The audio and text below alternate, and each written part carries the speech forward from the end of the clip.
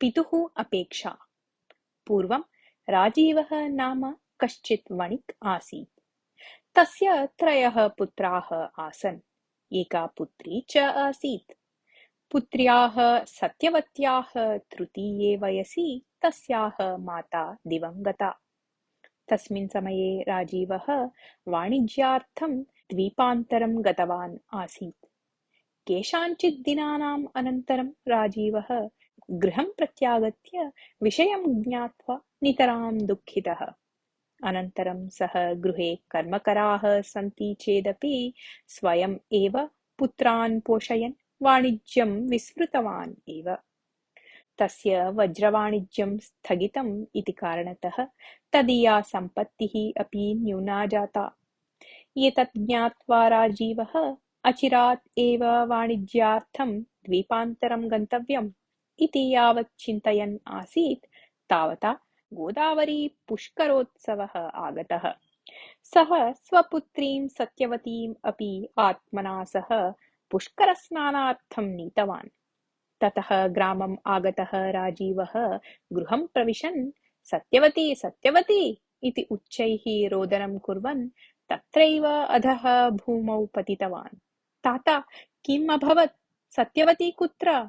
इति सर्वे पुत्राः तस्य समीपम् आगत्य पृष्टवन्तः। भवताम् अनुजा जनानां मध्ये नष्टा अभवत्। इतः परं भवताम् अनुजा न मिलेत् इति उक्तवान् राजीवः।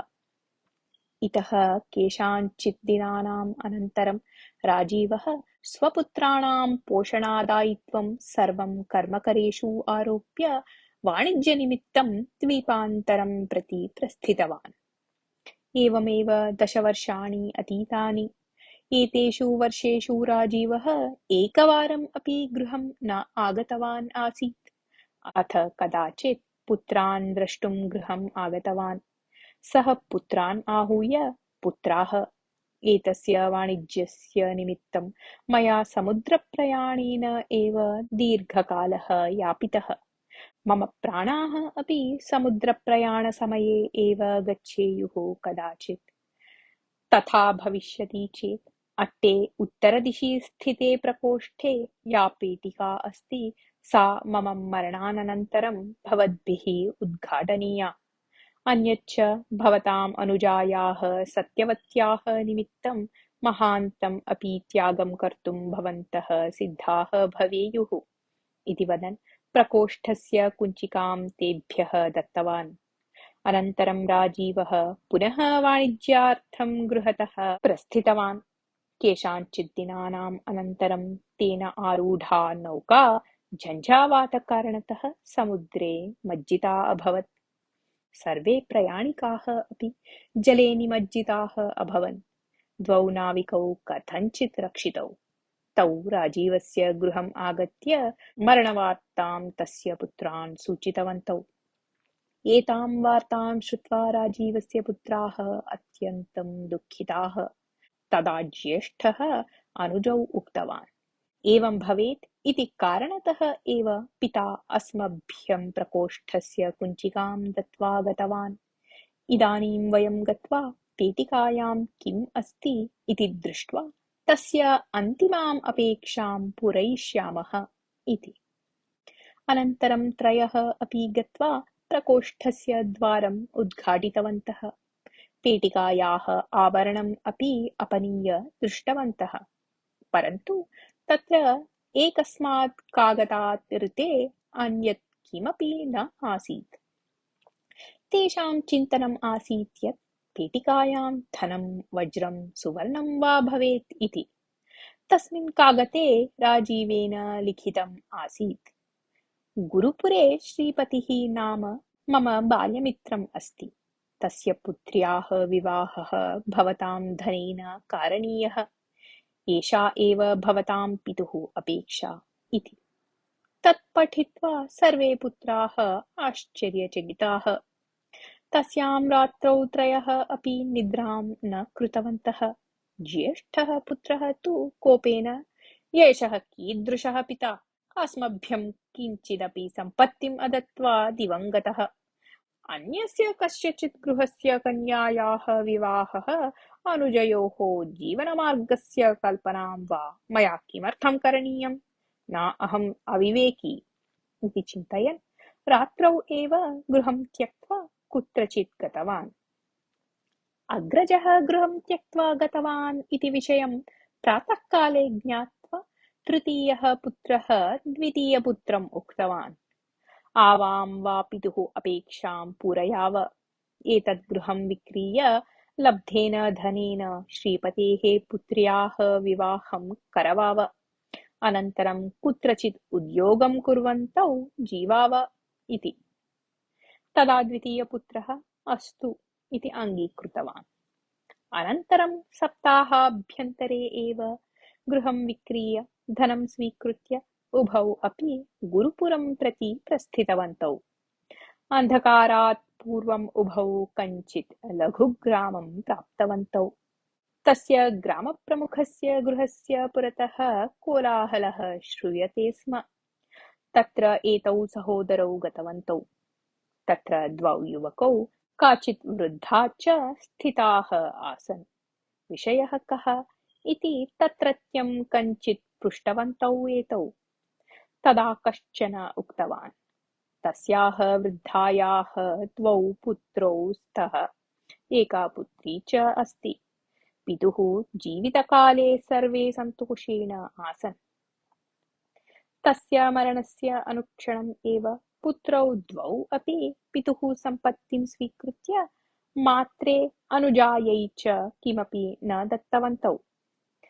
पित्रे दत्तस्य वचनस्य अनुगुणम् अनुजायाः विवाहः करणीयः एव इति माता वदति। परन्तु पुत्रौ वदतः यत् सर्वसम्पत्तेः उपयोगः अनुजायाः निमित्तं यदि भवेत् तर्हि अग्रे आवयोः पुत्राणां स्थितिः का भवेत् इति। एतां समस्यां परिहर्तुम् एव ग्रामप्रमुखस्य पुरतः वयं मिलिताः इति। अनन्तरम् उभौ अपि ततः प्रस्थाय कस्याचिद् वृद्धायाः गृहं गत्वा भोजनं कृतवन्तौ। तत्रैव निद्रावन्तौ च। द्वितीयपुत्रेण चिन्ताकारणतः निद्रा एव न प्राप्ता। अन्ते सः तस्याः वृद्धायाः पुत्र्याः स्वानुजायाः एव विवाहं कारयितुं न इष्टवन्तः। एवं स्थिते अपरिचितस्य गुरुपुरवासिनः श्रीपतेः पुत्र्याः विवाहार्थं किमर्थम् आवाभ्यां धनव्ययः करणीयः? तेन एव धनेन वाणिज्यं वा कृत्वा सुखेन जीवितुं शक्यते इति निर्णीतवान्। रात्रौ एव धनं स्वीकृत्य ततः कुत्रचित् गतवान् च। प्रातःकाले तृतीयः उत्थाय अग्रजं धनं च अदृष्ट्वा प्रवृत्तं सर्वम् अवगतवान्। अनन्तरं सः भगवतः प्रार्थनां कृत्वा अग्रे गुरुपुरं प्रति प्रस्थितवान्। दिनद्वयानन्तरं तृतीयः गुरुपुरं प्राप्तवान्। तत्र कांश्चन विचार्य श्रीपतेः गृहं प्राप्तवान्। श्रीपतेः अट्टचतुष्टयात्मकं गृहं दृष्ट्वा सः अत्यन्तं चकितः सन् एतादृशस्य धनिकस्य पुत्र्याः विवाहः अस्माभिः किमर्थं निर्वर्तनीयः इति चिन्तितवान्। अनन्तरं सः गृहस्य मुखद्वारसमीपं गत्वा श्रीपतिवर्य श्रीपतिवर्य इति यावत् आहूतवान् तावता मध्यवयस्कः आजानुबाहुः कश्चित् आगत्य द्वारम् उद्घाट्य, अहम् एव श्रीपतिः, भवान् किमर्थम् अत्र आगतवान् अस्ति इति पृष्टवान्। अहं राजीवस्य तृतीयः पुत्रः।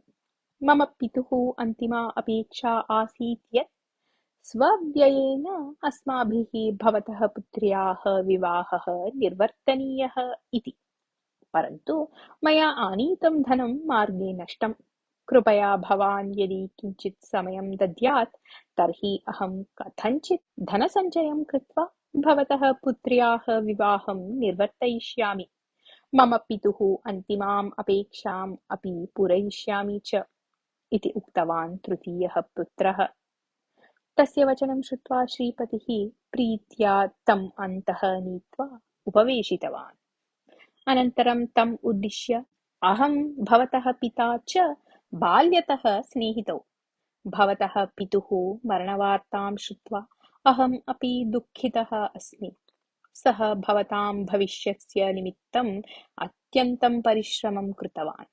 स्वस्य अनुपस्थितौ पुत्र्याः पोषणम् उत्तमरीत्या न भवेत् इति कारणतः पुष्करे पुत्री नष्टा इति भवतः सर्वान् उक्त्वा सः सत्यवतीं मम गृहे स्थापितवान्।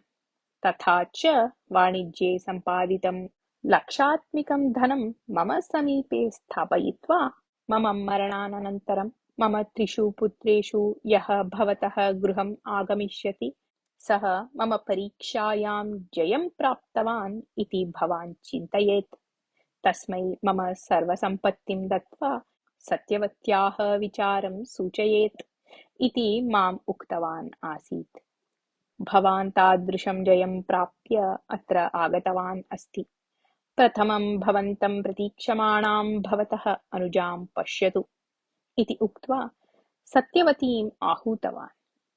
श्रीपतेः वचनं श्रुत्वा आश्चर्यचकितः तृतीयः पुत्रः सर्वालङ्कारभूषिताम् अनुजां दृष्ट्वा इतोपि सन्तुष्टः। एतस्मात् तस्य नेत्राभ्याम् आनन्दाश्रूणि आगतानि। कथा समाप्ता।